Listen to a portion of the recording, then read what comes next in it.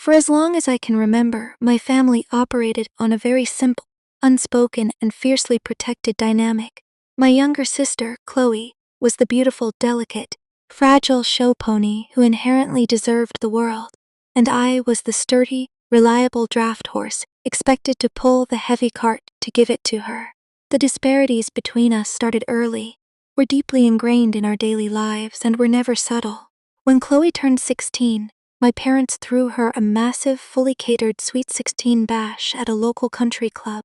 It came complete with a professional DJ, a towering ice sculpture in the shape of a swan, and a brand new baby blue convertible tied with a giant red velvet bow waiting in the circular driveway. I later found out they took out a second mortgage just to afford it. When I turned 16 2 years prior, my parents gave me a generic pharmacy greeting card, a $50 bill, and a stern reminder that I needed to be on time for my evening shift at the local grocery store, because they were cutting off my allowance. While Chloe spent her youth participating in expensive regional beauty pageants, attending elite cheerleading camps, and maxing out our parents' high-interest credit cards on designer clothes, she wore exactly once for social media photos. I was the quiet, invisible pragmatist. I understood early on that nobody was going to hand me anything. I paid my own way through a local state college by working grueling night shifts at a warehouse, studying in the break room under flickering fluorescent lights, and eventually clawing my way up the unforgiving corporate ladder. I never asked my parents for a dime, mostly because I knew they didn't have one to spare. By my early 30s, I had become the regional director of operations for a massive multinational logistics firm. I oversaw incredibly complex supply chains, managed hundreds of employees across 3 states, and solved multi-million-dollar shipping crises before my morning coffee. I was highly practical. I was entirely financially independent, and I was, according to my mother's deeply condescending worldview, embarrassingly unrefined. I didn't care about designer handbags, luxury brand names, or country club gossip. I wore tailored, sensible, dark suits to work and comfortable clothes at home. My idea of a good weekend was hiking a quiet trail or reading a book, not attending a bottomless brunch to take staged photos to impress strangers. Because of this, in my family's eyes, I was basically a social failure who lacked the grace of a true lady. I just happened to be incredibly useful when the bills were due, and they certainly loved my money. 5 years ago, the precarious house of cards my parents had built on a foundation of relentless debt almost collapsed entirely. My father suffered a minor heart attack. He survived, thankfully, but in the terrifying, chaotic aftermath of the hospital stay, a dark family secret was brought into the harsh, fluorescent light. My parents had absolutely zero retirement savings. They had zero emergency funds. They lived entirely paycheck to paycheck, completely drowning in decades of rolling consumer debt just to fund Chloe's lavish, fake lifestyle. They owed tens of thousands on credit cards, underwater car loans, and personal lines of credit. Watching my mother sob uncontrollably in the hospital cafeteria, crying over a terrifying stack of medical bills, and panicked about how they were going to lose the family home to foreclosure, I stepped in. I did what the draft horse always does. I took the heavy yoke and strapped it to my own shoulders. I sat them down at their kitchen table and set up a high-yield joint checking and savings account.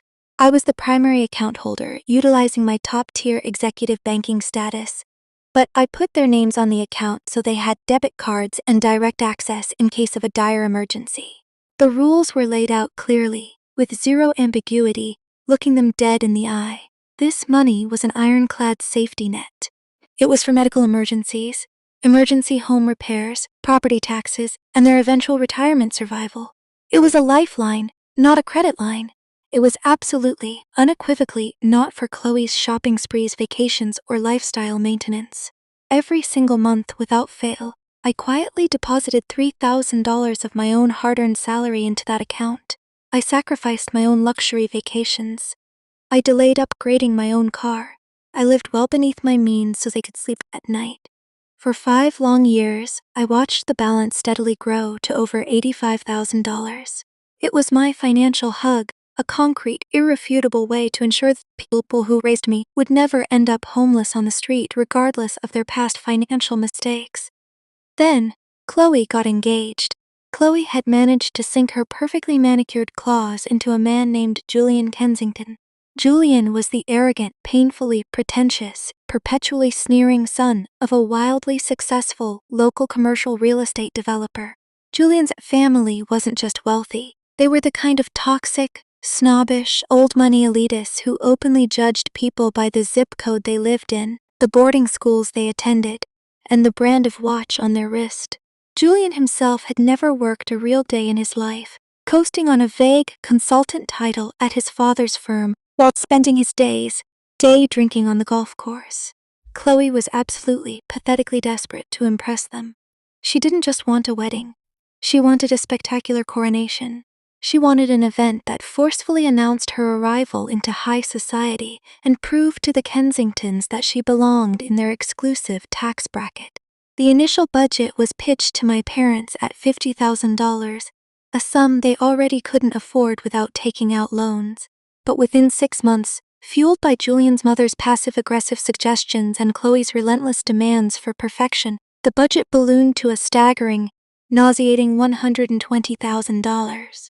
There were thousands of imported white peonies flown in from Holland, a custom designer gown from an exclusive boutique in Milan, a 5-course plated dinner featuring imported Wagyu beef and truffles, a live 10-piece orchestra, and a massive venue rental at an exclusive historic Vanderbilt-era estate overlooking the water. I watched the absolute madness unfold from a safe distance, thoroughly disgusted. When Chloe presented me with a printed spreadsheet suggesting I cover the cost of the first as a sisterly gift, I explicitly refused to contribute a single dime to the wedding fund. I knew it was a colossal, idiotic waste of money for a marriage I gave 3 years tops. Chloe threw several spectacular, glass-shattering tantrums in my parents' living room about my toxic selfishness, weeping that I was trying to ruin her life because I was jealous of her love. My mother called me cold and unsupportive, but I held my ground. I assumed my parents were quietly taking out a massive second mortgage or a high-interest personal loan to pay for it all. I stayed out of it. As the wedding rapidly approached, the atmosphere in the family grew incredibly hostile. I was initially supposed to be a bridesmaid, but Chloe quietly demoted me to a regular guest. Why? Because I flatly refused to pay $4,000 for a hideous, custom-tailored silk bridesmaid dress and matching designer shoes that I would wear exactly once. She complained loudly to our mother, making sure I overheard from the kitchen that my pragmatic, sensible aesthetic simply didn't fit her ethereal, high-society vision for the bridal party photos. At the engagement dinner, the hostility from Julian's family became overt. Julian's mother, Eleanor Kensington, actually cornered me near the bar, looking me up and down like I was a stray dog that had wandered into a Michelin star restaurant. She sipped her champagne, adjusted her pearls, and asked what I did for a living. When I told her I managed supply chain logistics for the Eastern Seaboard, she literally laughed out loud, turned to Chloe and said, "Oh, how quaint, you have a truck driver in the family. How wonderfully blue-collar of you." I made significantly more money than her unemployed son and her combined, but I just took a sip of my wine, gave her a dead-eyed smile, and let it go. The ultimate, unforgivable betrayal happened exactly 1 week before the wedding day. My parents invited me over to their house for what they called an urgent family meeting. I arrived straight from the office, still in my dark work suit, fully expecting to help them stuff final seating chart envelopes, organize vendor contracts, or perhaps help them review the logistics of the shuttle buses. Instead, I walked into the living room to find my mother, my father, and Chloe sitting together on the velvet sofas in a tight, united front.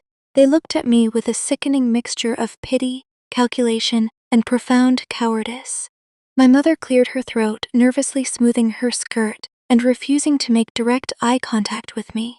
"Clara, sweetheart," she began, using a soft, placating tone usually reserved for delivering bad news to a toddler. "We need to talk about the wedding next weekend.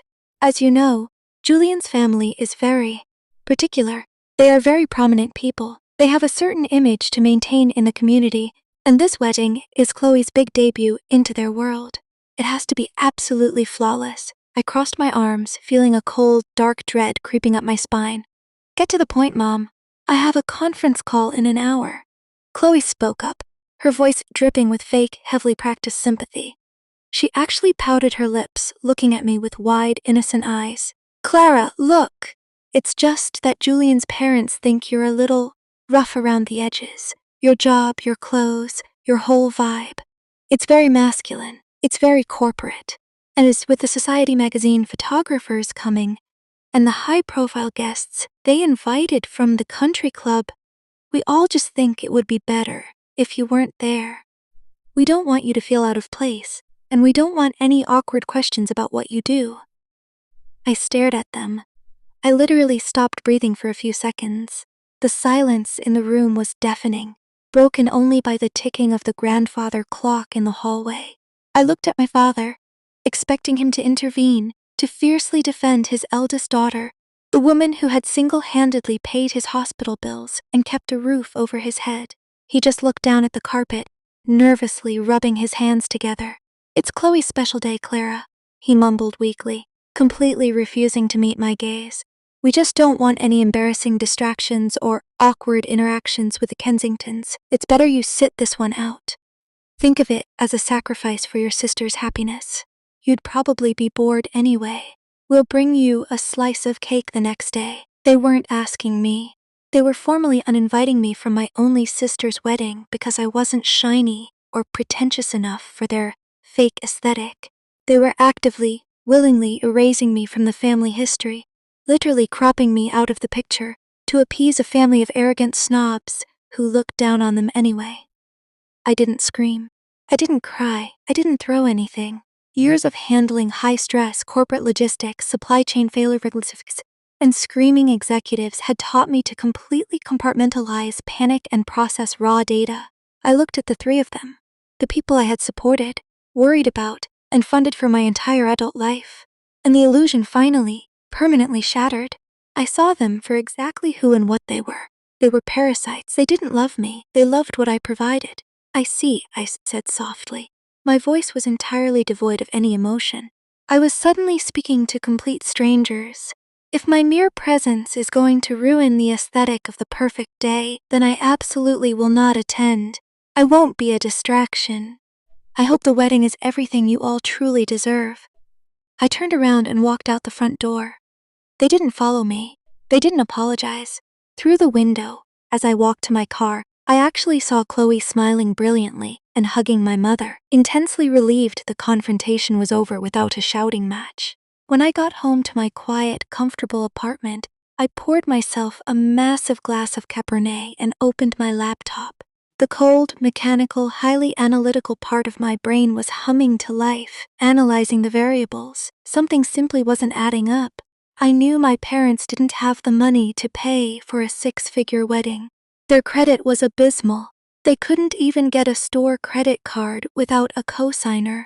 Julian's family was notoriously cheap and had flatly refused to contribute a single dollar, citing some archaic, sexist rule that it was the bride's family's traditional duty to pay for the ceremony. So, how on earth were my parents currently funding a $120,000 luxury event?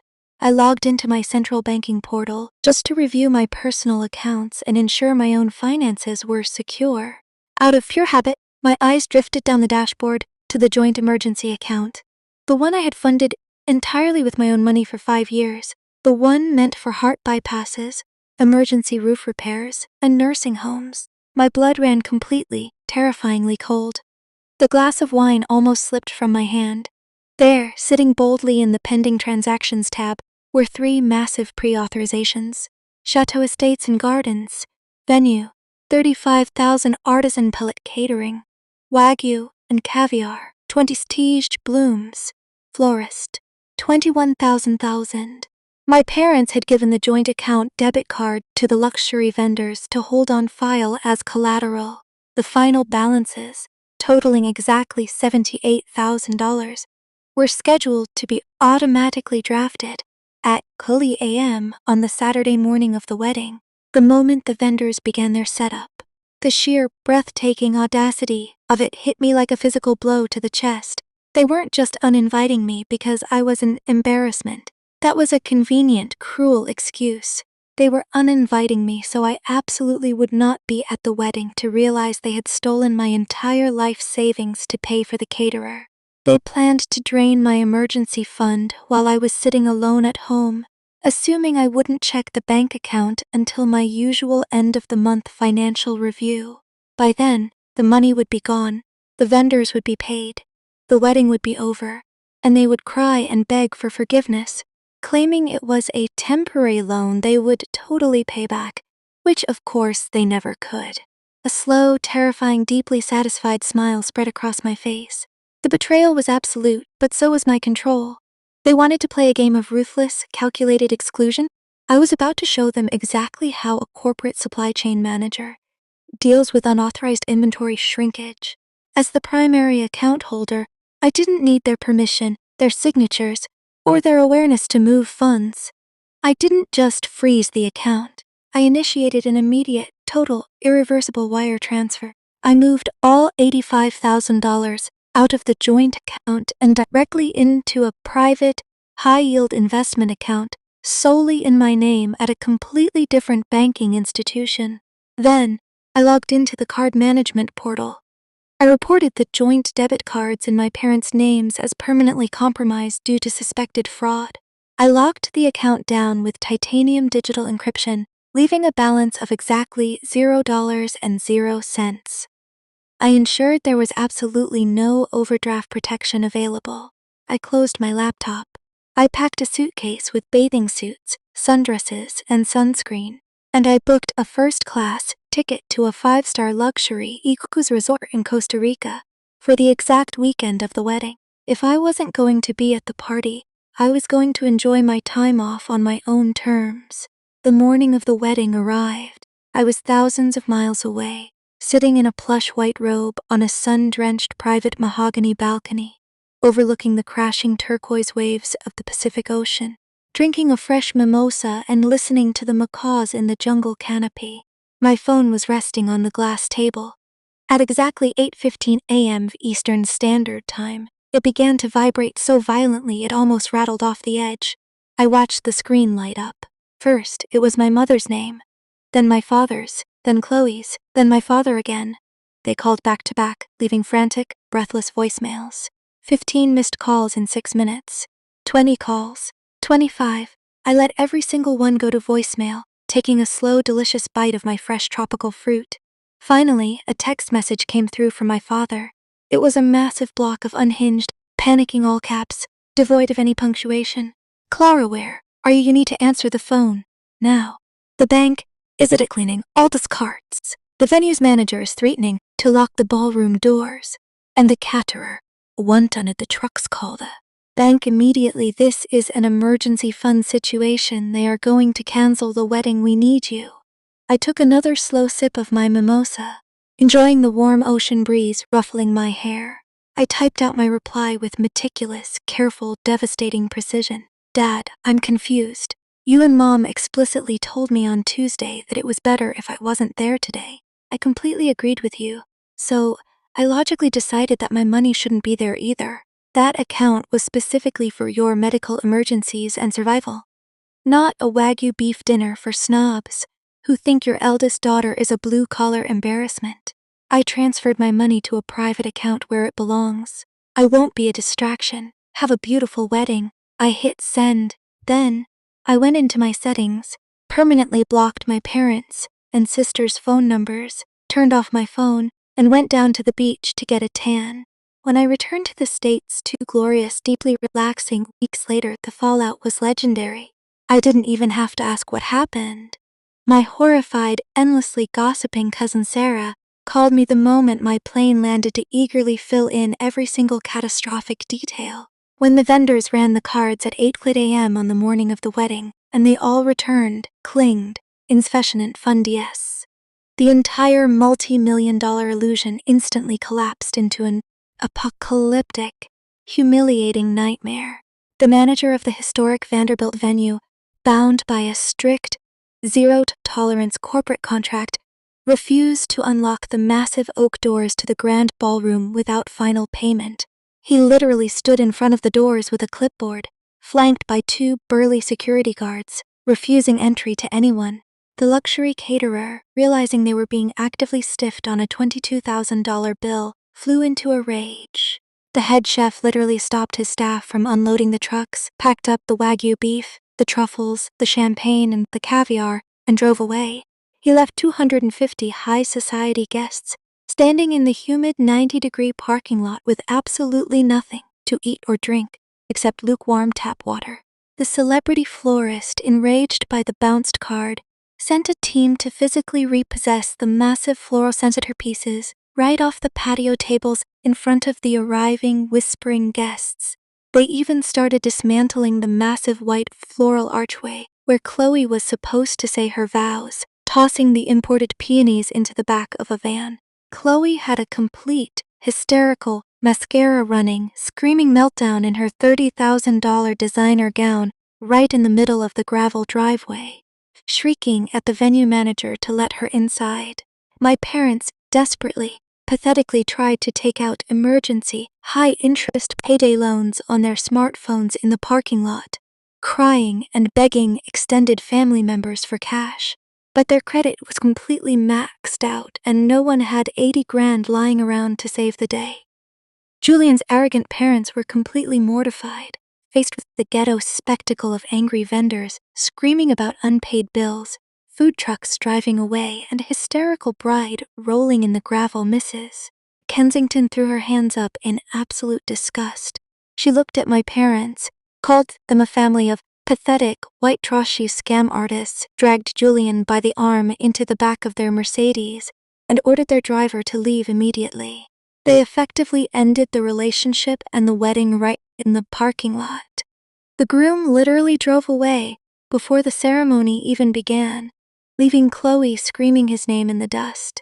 The perfect, high society debut my family had sold their souls and tried to steal my life savings for had turned into the absolute laughingstock of the county. The Kensingtons made sure everyone in their elite social circle knew exactly what happened, ruining my parents' reputation permanently. My parents eventually tried to show up at my apartment building to confront me, but I had already informed the doorman and building security that they were not permitted on the premises under any circumstances.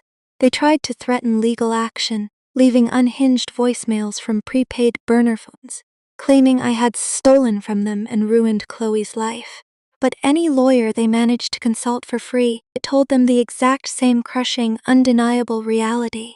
I was the primary account holder. I was the sole depositor of every single penny of those funds, and legally I had simply moved my own money from my left pocket to my right pocket. They had absolutely no legal claim to it whatsoever. The police literally laughed them out of the precinct when they tried to file a theft report. I never spoke to them again. I officially transferred out of my region, took a massive promotion as a vice president of logistics on the West Coast, and started a brand new life entirely free of dead weight and toxic parasites. I used the $85,000 as a massive down payment on a beautiful sprawling house with a large garden overlooking the mountains in California. Every time I sit on my quiet patio, sipping wine and surrounded by absolute peace, I am reminded of the most valuable, empowering lesson my family ever taught me. If people only want you around to quietly pull the heavy cart and foot the bill, the most powerful, devastating thing you can do is simply unhitch the harness, close your wallet, and walk away.